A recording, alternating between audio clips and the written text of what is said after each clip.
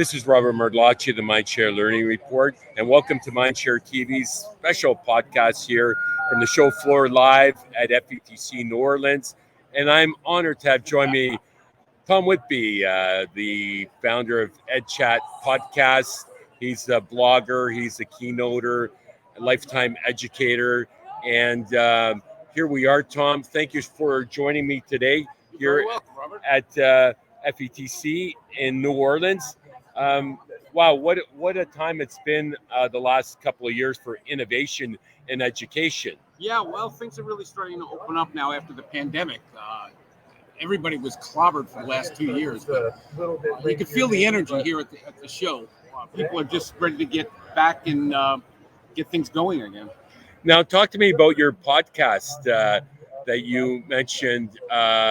It's pretty remarkable, the number of followers that you have. Well, we work with the BAM Radio Network, and we produce a podcast every week based on the chat. We do a live Twitter chat called EdChat, and it's been going on for over a dozen years now.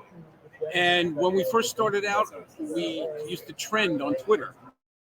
This is when Twitter 140 characters. When did you first get on Twitter? Probably around 2008, I think. Yeah, 2007 for me when I did my master's at Pepperdine. We learned about it. We studied some cool technology. Well, we started using it to connect educators, creating professional learning networks using Twitter.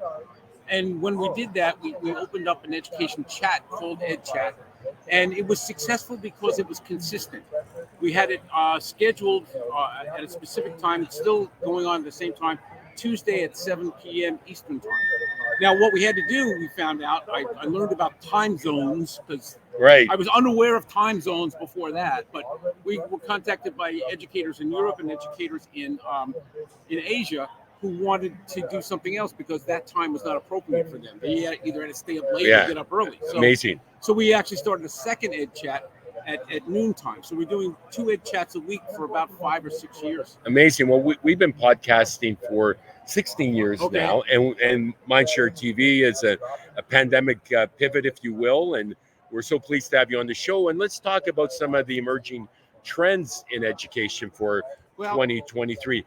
AI and chat GPT has come of age, was our number one. Talk to me about your perspective on that. And you're also here judging for the Startup Challenge. There's been so much innovation around education because our next generation of leaders really want to make an impact. Yeah, well, everybody does.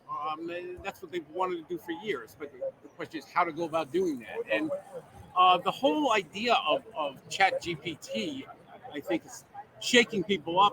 Unfortunately, it's being used to build up fear, and we've already got school districts saying they're banning, which is just crazy. You have to think of ChatGPT. It's like the calculator to a mathematician. Right. When calculators first came out, people resisted them. I was one of those, my cheating. Texas Instruments. Yeah, right, exactly. Not allowed in math class. Exactly. Now, if you take a math class, you must buy a Texas Instruments calculator. So absolutely. What fascinates you here on the show floor? Just to give people a little perspective, this is the longest conference center in the world, apparently, and we're not using all of it. It's over a mile long if you want to walk it, but there's some incredible innovations, and you see smart technologies, a Canadian company based in Canada, now owned somewhere else, but we see Brain Pop here. There's some really well-known brands that are here on the show floor, and it's really about using the right tool at the right time, isn't it? It is, and a lot of it comes down to what people are doing with this. Well, speaking of that, you are a master storyteller, and I'd love to tell stories as we are right now. Talk to me about the importance of storytelling in 2023 to give kids agency and empowering learning. And I said recently I didn't do justice to it in my top 10 trends. Yeah, well, storytelling is very important.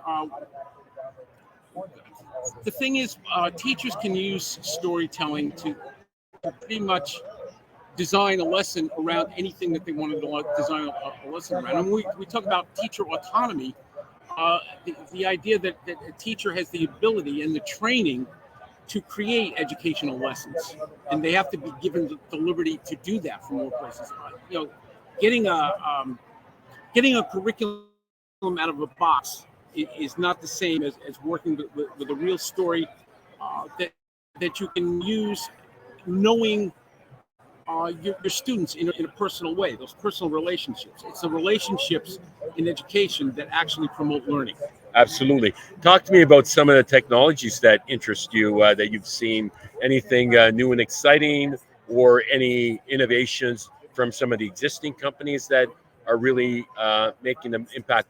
I like that green wall over there. You see, the exhibits are so fascinating here, and it's really to get you need creativity and imagination when you're trying to get attention with from the delegates that are apparently in the 10,000 range here. And I'm going to just show you a whole all the people's come down depending on us because it is lunchtime here. We're on Central Time. But anything jump out at you that you see that you're judging in the startup area? I know cyber security and cyber safety is a big. Digital citizenship is another thing. We actually have to teach kids from an early age as to what their responsibility is on the internet and how to use it safely. The whole idea of critical thinking today has to be promoted by education because there's just too much disinformation and misinformation on the internet, and kids have to be able to discern, truth from fiction. Tom Whitby, you got to get to the judges panel. Yeah, I do. I appreciate your time today. Tom Whitby, the legend in edtech, master podcaster, lifelong educator, and blogger and keynoter. Such an honor to spend time with you today. Thank you, Tom. With that, thank you again, Tom Whitby. My name is Robert Mardlacci, the Mindshare Learning Report. Be sure to check out www.mindshare Learning to get your latest issue. And until next time, stay healthy, stay safe, and keep the learning curve steep.